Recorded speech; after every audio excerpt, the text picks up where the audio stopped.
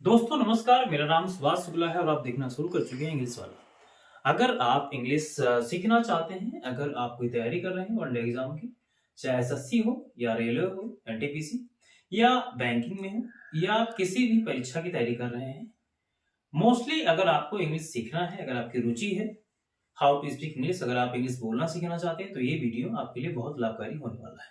आज हम बात करने वाले हैं वर्ड पावर का एक बहुत महत्वपूर्ण लेसन जिसका नाम है फ्रेजल वर्ब।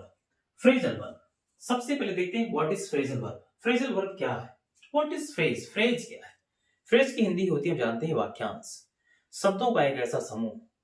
तो समूह यहाँ क्या है? ग्रुप क्या है? शब्दों का समूह। अब यहाँ पे कौन सा पार्ट हो जाता है? फ्रेजल वर्ब हो जाता है। तो आप क्या जानते हैं, शब्दों का समूह वो होगा जिसमें वर्ब नाम का शब्द जरूर होगा।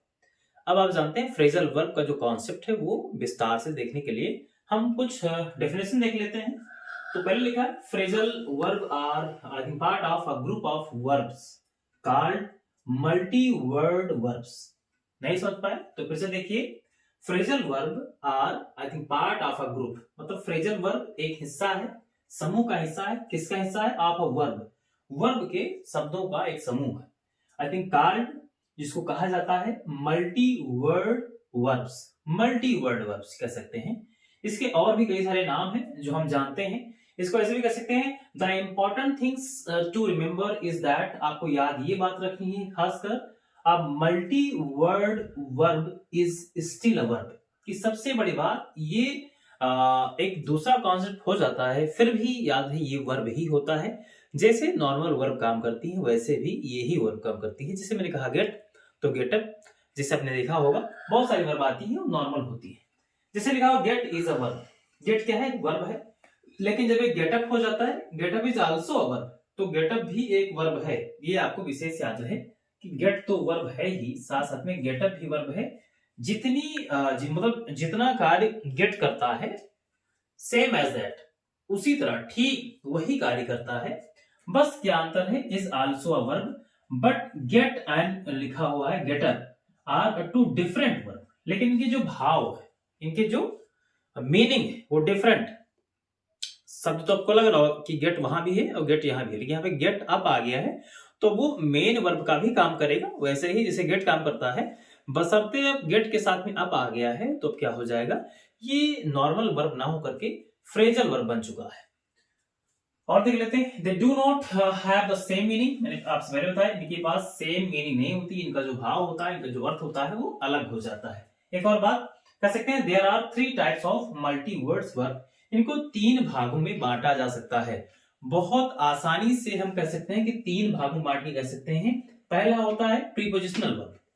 प्रीपोजिशनल वर्ब जो होता है इसमें आपको क्या करना होता है, इसमें आपको एक आपका वर्ब रहेगा प्लस क्या रहेगा, आपका एक प्रीपोजिशन रहेगा। दूसरा है फ्रेजल वर्ब, इसमें क्या होता है, एक आपका वर्ब होगा और दूसरा आपका एडवर्ब होगा, उसको बना के बनता है फ्रेजल वर्ब। और ये अगला आपका है, अगला लिखा हुआ फ्रेजल प्रीपोजिशनल वर्ब। तो फ्रेजल प्रीपोजिशनल वर्ब जो है इसमें आपको 3 चीजें लगती हैं। सबसे पहले क्या लगाते हैं? सबसे पहले इसमें लगाते हैं, हम जानते हैं वर्ब। वर्ब के बाद में क्या लगाएंगे? वर्ब के बाद लगाएंगे, याद रहे, एडवर्ब। एडवर्ब फिर क्या लगाएंगे? लगाएंगे प्रीपोजिशन। क्या लगाएंगे? प्रीपोजिशन। अगर आप नहीं जान पाए हैं तो फिर से देख लीजिए। अगर आपको फ्रेजल वर्ब बनाना है तो क्या लगाना है? पहले आपको लगाना है वर्ब, फिर क्या लगाना है? Adverb, right? क्या लगाना है? एडवर्ब। तो ये हो जाएगा आपका पहले वर्ब, फिर एडवर्ब, फिर प्रीपोजिशन लगाया तो क्या हो गया? हो गया फ्रेजल प्रीपोजिशनल वर्ब। और ये आपका हो जाएगा, अगर आपको फ्रेजल वर्ब बनाना है तो बनाना पड़ेगा आपको वर्ब प्लस एडवर्ब, और अगर आपको प्रीपोजिशनल वर्ब बनाना है तो आपको लगाना पड़ेगा पहले वर्ब, फिर लगाना आपको प्रीपोजिशन।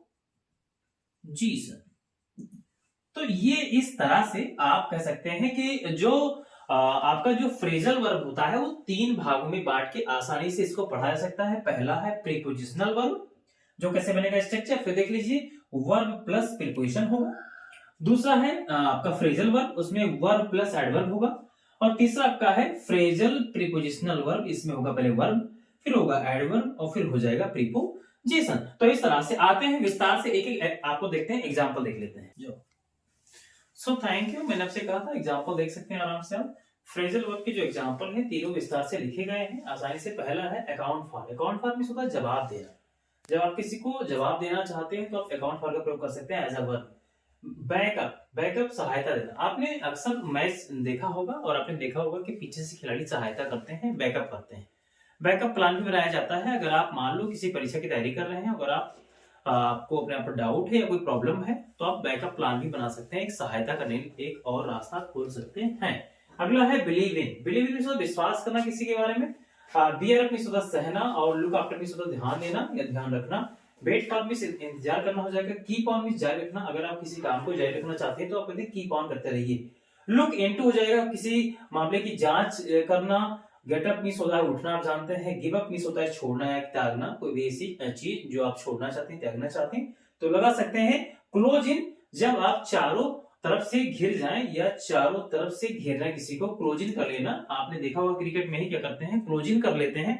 जब कभी 1 या 2 रन चाहिए होता है और मैच फंस चुका होता है तो सारे फील्डर को क्लोज इन कर लेते हैं। आसानी से समझ सकते हैं। ब्रेक डाउन, ब्रेक डाउन में होता है काम करना, बंद करना किसी मशीन का, लेकिन हो सकता है कोई इंसान भी ब्रेक डाउन हो जाए। व्यक्ति के लिए भी आता है, a person of and a machine of, दोनों के लिए यूज होता है। तो ब्रेक डाउन जब होगा तो काम करना बंद करना होगा, तो यहाँ पे मशीन की बात होती है। और अगर ब्रेक डाउन कोई इंसान कर जाता है, हार मान लेता है, टूट जाता है, तो उसके लिए भी वे ब्रेक डाउन लगाते हैं। अगला है बियर डाउन। बियर डाउन में किसी को हरा देना। जैसे मान लो आपके पास कोई बीमारी है या आपकी कोई प्रॉब्लम है, उसको आपने बियर डाउन कर दिया तो वो आपने उसको हरा दिया। नॉक डाउन, अक्सर देखा होगा नॉक डाउन। अभी जल्दी में एक मामला हुआ और उसमें जो चालक था वाहन का, उसने ब्रेक डाउन कर दिया, उसने कुचल दिया लोगों को बीच रास्ते पे।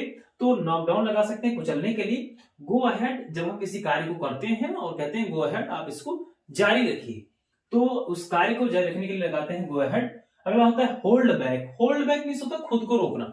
जैसे आपने अभी महसूस किया होगा कुछ दिन पहले, बहुत कम लोगों को पता होगा शायद कि अभी एक सीरीज चल रही थी साउथ अफ्रीका और इंडिया के बीच में, क्रिकेट के बारे में बता रहा हूं। तो आपने पाया कि उसमें विराट कोहली साहब नहीं खेल रहे थे। बहुत लोग परेशान हो गए, सोचे कि आखिर क्या हुआ, आखिर ऐसा क्या हुआ। लोगों ने कहा कि उनकी माता जी का कुछ स्वास्थ्य खराब है, इसलिए शायद उन्होंने छुट्टी ले रखी है। लेकिन आपको सच जान के हैरानी होगी, होल्ड बैक कर रखा था उन्होंने अपने आप को रोक रखा था, वो बात नहीं बताना चाहते थे। आखिरकार 2 दिन पहले जो उनके प्रिय मित्र हैं और अंतरराष्ट्रीय स्तर पे जो बहुत बड़े खिलाड़ी हैं, इनका नाम है एबी डिविलियर्स, उन्होंने इस बात का आई थिंक खंडन किया। उन्होंने इस बात को ओपन कर दिया, मतलब उन्होंने खुद को रोक नहीं पाए, होल्ड बैक नहीं कर पाए। तो कोहली ने होल्ड बैक किया था। उन्होंने बता दिया कि कोहली जी दूसरी बार पिता बनने वाले हैं। तो यहाँ पे विराट कोहली ने क्या किया, होल्ड बैक किया, खुद को रोका। तो गेट बैक मींस लौटना होता है। और आप जानते हैं कि ऋषभ पंत जल्दी ही गेट बैक करने वाले हैं। कैरी ऑन मींस जारी रखना। लिखा हुआ है ब्रेक इन ऑन मींस किसी काम में खलल डालना।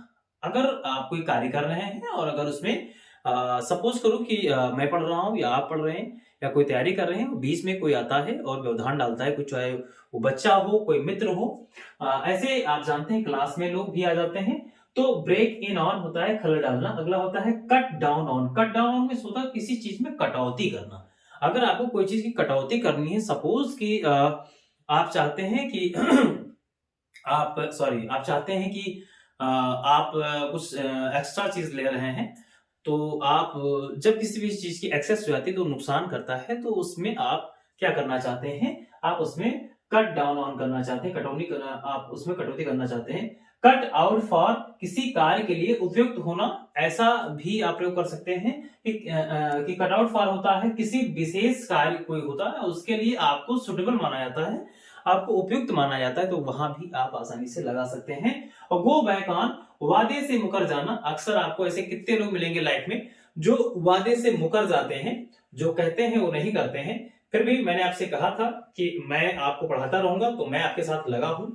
ये होता है कभी कभी मुझे थोड़ा दिक्कत हो जाती है और मैं पाता हूं कि जो बिजी मेरा शेड्यूल है इसके हिसाब से मैं वीडियो रोजाना नहीं बना पाता हूं। फिर भी मैं प्रयास करता हूं कि आपको वीडियो बनाता रहूं और लगातार आपको ज्यादा से ज्यादा बातें बताता रहूं। मैंने आपसे कहा है तो मैं अपने वादे को पूरा कर रहा हूं। आज ये पार्ट लेके आया था फ्रेजल वर्ब, बहुत ही आसान था।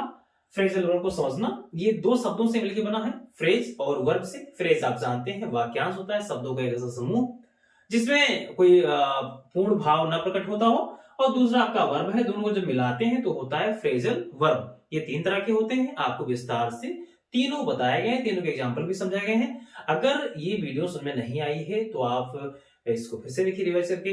अगर फिर भी कोई दिक्कत है तो आप मुझे कमेंट बॉक्स में लिख के बता सकते हैं कि आपको प्रॉब्लम कहां पर आ रही है, आपको दिक्कत कहां पे आ रही है। आप आसानी से अपनी बात कमेंट बॉक्स के माध्यम से हमें बता सकते हैं, और हम अगला वीडियो फिर से लाएंगे जल्दी ही।